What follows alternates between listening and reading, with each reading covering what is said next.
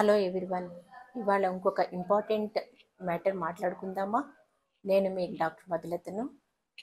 ఆ, ఇవాళ మెయిన్గా ఇంపార్టెంట్గా నేను మీ ముందుకు వస్తున్నది పీసీఓడి ప్రాబ్లం గురించి చెప్పడానికి. పీసీఓడి అంటే మీ అందరికీ తెలిసిందే, నీటి బుడగలు అని అంటాము. మనం మామూలుగా మన పరిభాషలో నీటి బుడగలు వచ్చాయి అండాశయంలో అని అంటూ ఉంటారు. అంటే ఏంటంటే ఇది పాలిసిస్టిక్ ఓవేరియన్ డిజార్డర్. ఇందులో మామూలుగా అయితే ఏంటంటే ఒక ఓవరీలో మనకి ఎవ్రీ మంత్ ఒక ఫ్లూయిడ్ ఫిల్ స్పేస్ అంటే ఫాలికల్ ఏర్పడి దాంట్లో నుంచి ఎగ్ విడుదలవుతుంది. 14th డే అంటే కరెక్ట్గా కనుక పీరియడ్స్ రెగ్యులర్గా కనుక వచ్చే వాళ్ళల్లో 14th డే ఒక అండం విడుదలవుతుంది. కానీ ఈ పిసిఓడి ప్రాబ్లం ఉన్న వాళ్ళల్లో ఏం జరుగుతుందంటే ఆ ఫ్లూయిడ్ ఫిల్డ్ స్పేసెస్ అనేవి మల్టిపుల్గా వచ్చేసేసేసి ఓవరీలో ఒక చైన్ లాగా అంటే ఒక పెర్ల్ చైన్స్ లాగా ఫామ్ అయ్యి ఉంటాయి అన్నమాట.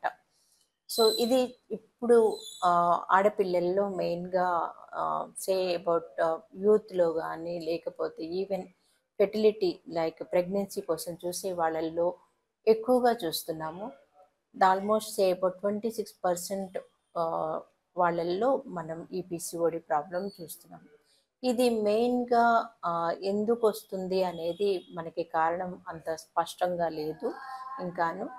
కానీ ఇది మెయిన్గా మనం తీసుకునే ఆహారం కానీ లేకపోతే మనం ఉండే మన వెయిట్, సెడెంటరీ లైఫ్ ఒకటి, వీటి వల్ల వచ్చే అవకాశం అనేది ఎక్కువగా ఉంటుంది. ఎన్విరాన్మెంటల్ ఇష్యూస్ కూడా ఒక కారణం.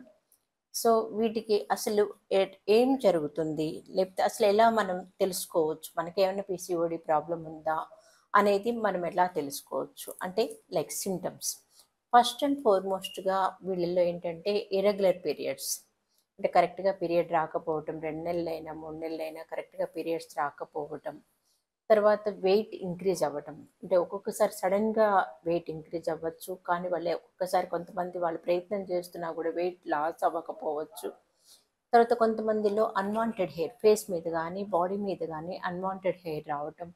తర్వాత కొంతమందిలో పింపుల్స్, ఫేస్ మీద ఎక్కువగా పింపుల్స్ లాంటివి రావటం, ఆయిలీ స్కిన్ రావటం, సో హార్మోనల్ ఇంబ్యాలెన్సెస్ రావటం. తర్వాత ఇంకా ఫెర్టిలిటీ ప్రాబ్లమ్స్. మనకి మామూలుగా నేను చెప్పాను కదా, మంత్లీ వన్స్ మనకి ఎగ్ విడుదల అవుతుంది ఆడపిల్లల్లో. సో వీళ్ళల్లో ఆ ఎగ్ విడుదల అవ్వటానికి ఈ ఫ్లూయిడ్ ఫిల్ స్పేసెస్ ఎక్కువగా ఉండడం వల్ల హిండర్ అయిపోతుంది, అంటే రాదు, ఎగ్ విడుదల కాదు. సో వాళ్ళ అందువల్ల ఫెర్టిలిటీ ఇష్యూస్ కూడా రావచ్చు. ఇంకా ఈ అన్ని ప్రాబ్లమ్స్ వల్ల ఆ పిల్లల్లో కొంతవరకు డిప్రెషన్ కానీ యాంగ్జైటీ అంటే సైకలాజికల్గా కూడా వాళ్ళు ఎఫెక్ట్ అవ్వచ్చు. సో నేను ఇంతకు ముందు చెప్పాను కదా, దీనికి కారణం అనేది ఇంకా కరెక్ట్గా అనేది తెలియదు, ఎందుకు వస్తుంది అనేది తెలియదు. కానీ కొంతవరకు ఫ్యామిలీలో రన్ అవ్వటానికి అనేది కొంతమందిలో చూస్తున్నాము. తర్వాత అసలు ఏం జరుగుతుంది ఇంటర్నల్గా, అసలు ఈ పీసీఓడి ప్రాబ్లం వల్ల ఏం జరుగుతుందంటే, ఒకటి వచ్చి ఆ ఫ్లూయిడ్ ఫిల్ స్పేసెస్ ఎక్కువైపోవడం వల్ల ఓవరీ ఎన్లార్జ్ అవుతుంది. సో హార్మోన్స్ అనేది ఎస్పెషల్గా సేపౌట్ మేల్ హార్మోన్ టెస్టోస్టిరోన్ అనేది కొంచెం రైజ్ అవుతుంది ఆడపిల్లల్లో. తర్వాత ఇంకొకటి ఇన్సులిన్ రెసిస్టెన్స్, అంటే ఏంటంటే మామూలుగా మనకి ఉన్న షుగర్స్ కానీ అవి మనం ఏవైనా తీసుకున్నప్పుడు వాటిని ఇన్సులిన్ బ్రేక్ డౌన్ చేసేస్తుంది. కానీ వీళ్ళల్లో ఏమవుతుందంటే ఇన్సులిన్కి రెసిస్టెన్స్ వస్తుంది. ఇన్సులిన్ రెసిస్టెన్స్ రావడం వల్ల ఆ షుగర్స్ తీసుకున్న షుగర్స్ని అది బ్రేక్ చేయలేకపోతుంది. బ్రేక్ చేయలేకపోవడం వల్ల ఇమీడియట్గా షుగర్ వస్తుందని కాదు, కానీ అది లాంగ్ టర్మ్ ఎఫెక్ట్ కొన్నాళ్ళ తర్వాత డెవలప్ అవ్వచ్చు. కానీ ఇప్పుడు వాళ్ళల్లో ఆ ఒబెసిటీ ప్రాబ్లమ్స్ కానీ హార్మోన్స్నల్ ఇన్బ్యాలెన్సెస్ కానీ తర్వాత ఈ ఫెర్టిలిటీ ఇష్యూస్ అనేవి కానీ ఇలాంటివన్నీ డెవలప్ అవ్వడానికి అవి ఒక అది main important cause, internal mechanism ఇదనమాట. యాక్చువల్గా హార్మోన్స్ రైజ్ అవ్వటం, ఇన్సులిన్ రెసిస్టెన్స్ డెవలప్ అవ్వటం, తర్వాత సో ఈ హార్మోనల్ ఇంబ్యాలెన్సెస్ వల్ల మిగతా ఇష్యూస్ అన్నీ జరగటం.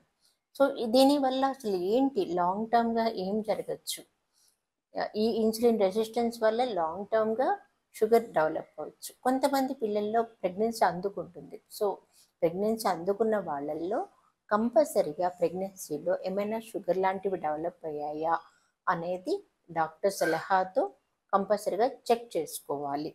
తర్వాత ఇంకొకటి వచ్చి బీపీ రైజ్ అవ్వటం, అంటే హైపర్ టెన్షన్ లాంటివి కూడా రావచ్చు. ఇంకొక ఇష్యూ ఏంటంటే ఆల్రెడీ ఫ్యామిలీ కంప్లీట్ అయిన వాళ్ళల్లో ఒక్కోసారి ఈ పీరియడ్స్ రెగ్యులర్గా రాకపోవడం వల్ల ఇంటర్నల్గా లేయర్, మనకి ఏదైతే మనకి మెన్సెస్ వచ్చినప్పుడు ఒక లేయర్ అనేది షెడ్ ఆఫ్ అయిపోతుంది. ఆ లేయరు ఆ పీరియడ్ రాకపోవటం వల్ల ఇంటర్నల్గా ఎక్కువ అయిపోతుంది. అదే ఎండోమెట్రియం అంటారు మరి. దాంట్లో క్యాన్సర్స్ అనేవి ఎప్పుడైతే అది థిక్కెన్ అవుతూ ఉంటుందో క్యాన్సర్స్ వచ్చే అవకాశం అనేది ఉంటుంది. బట్ అదేదో అప్పుడప్పుడు వస్తుందని కాదు, చాలా వెరీ లాంగ్ ప్రాసెస్.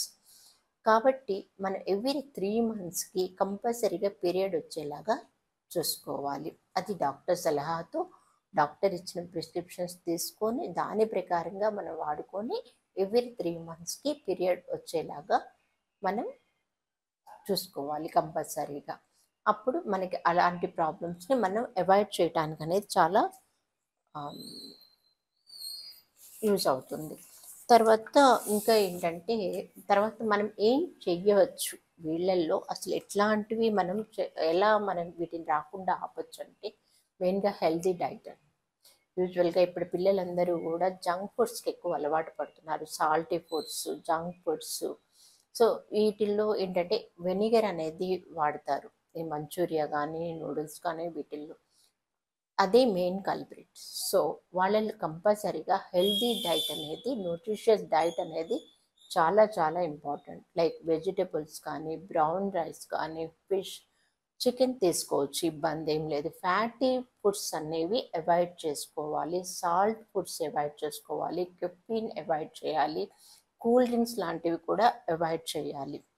సో ఇవి అవాయిడ్ చేసుకొని మనం హెల్దీ డైట్ తీసుకుంటే చాలా వరకు ప్రాబ్లం సాల్వ్ అవుతుంది. తర్వాత బ్రేక్ఫాస్ట్ అనేది కంపల్సరీ వాళ్ళల్లో, అంటే మన కరెక్ట్ అయిన టైంకి ఫుడ్ తీసుకోవటం, బ్రేక్ఫాస్ట్ కంపల్సరీ స్కిప్ చేయకూడదు. తర్వాత exercise, at least daily 30 to 45 minutes exercise. అంటే లీన్గా ఉండే వాళ్ళల్లో రాదా అనేమీ లేదండి, లీన్గా ఉన్న వాళ్ళల్లో కూడా పీసీఓడి ప్రాబ్లం రావచ్చు. వాళ్ళకి మెయిన్గా ఈ మెడికేషన్ వీటికన్నా కూడా మేమేం చేస్తామంటే ల్యాప్రోస్కోపిక్గా ఆ బబుల్స్ అనేవి కొన్ని రప్చర్ చేస్తారనమాట. దానివల్ల ఓవరీస్ రెస్పాన్స్ అనేది బాగుంటుంది, వెంటనే మనకి ఓవులేషన్ జరగటానికి కానీ అవి బాగా యూజ్ అవుతుంది. అదే వెయిట్ ఉన్న వాళ్ళల్లో అట్లీస్ట్ 5% వాళ్ళు కనుక వాళ్ళ బాడీ వెయిట్ రెడ్యూస్ చేసుకోగలిగితే చాలా మంచి ఎఫెక్ట్ ఉంటుంది ఓవరీస్ మీద. ఆ పీసీఓడి ప్రాబ్లం అనేది చాలా వరకు తగ్గిపోతుంది. సో ఇంకా వచ్చేటప్పటికి తర్వాత వాళ్ళ బిఎంఐ కంపల్సరీగా 19 నుంచి 25 మధ్యలో కనుక ఉంచుకుంటే చాలా చాలా మంచి ఎఫెక్ట్ ఉంటుంది.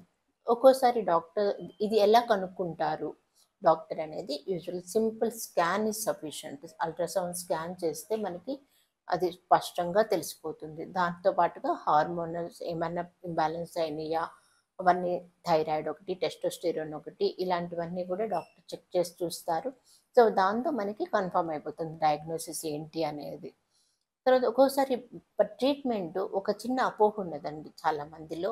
మేము ప్రెగ్నెన్సీ కోసం వస్తే పిల్స్ రాశారు, బర్త్ కంట్రోల్ పిల్స్ కదా ఇవి, అంటే మనకి ఇప్పుడు ఏఐ వచ్చిన తర్వాత చాలా మందికి చాట్ జీపీటీలో వాటిలో చూసుకొని ఇవి బర్త్ కంట్రోల్ పిల్స్ కదా, గూగుల్ చెక్ చేసుకొని అడుగుతారు మమ్మల్ని. కానీ అవి బర్త్ కంట్రోల్కి మాత్రమే కాదండి, ఈ హార్మోన్ ఇంబ్యాలెన్స్ని సరిచేయటానికి కూడా ఉపయోగపడతాయి. సో అది నేను ఇంపార్టెంట్గా చెప్పాలనుకున్న విషయము. సో ఇలాగ ట్రీట్మెంట్ తీసుకున్న తర్వాత మనం ప్రెగ్నెన్సీ రావడానికి కూడా ఒక్కొక్కసారి డాక్టర్లు మన ట్రీట్మెంట్ తీసుకోవాల్సి వస్తుంది యూజువల్గా.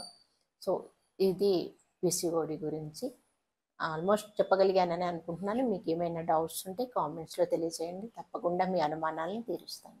Thank you so much.